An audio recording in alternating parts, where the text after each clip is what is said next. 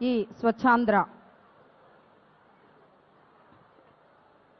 ఈనాడు మన తిరుపతిలో 7వ స్వర్ణాంధ్ర స్వచ్ఛాంధ్ర కార్యక్రమానికి శ్రీకారం చుట్టారు మన గౌరవ ముఖ్యమంత్రి వర్యులు. ఇందులో భాగంగా అనేక కంపెనీలు ప్లాస్టిక్ రహిత పదార్థాలను ఎలా తయారు చేయవచ్చో మన స్టాల్స్లో పెట్టి ఉదాహరణగా చూపిస్తున్నారు.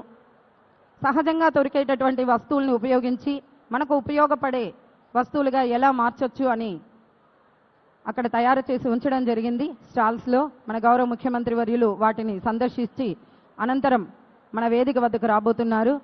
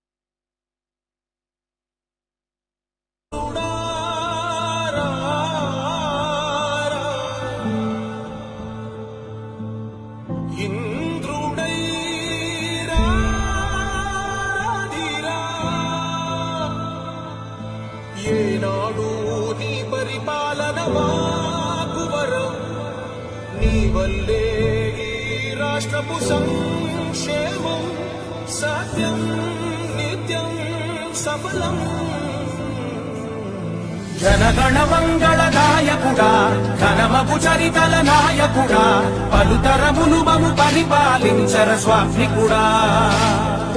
నవయుగ మేధో సైనికుడా, సమయము తెలియని సేవకుడా, యువన వ్యాంధ్రకు ప్రగతిని చూపర సాధకుడా, వైతాళికుడా.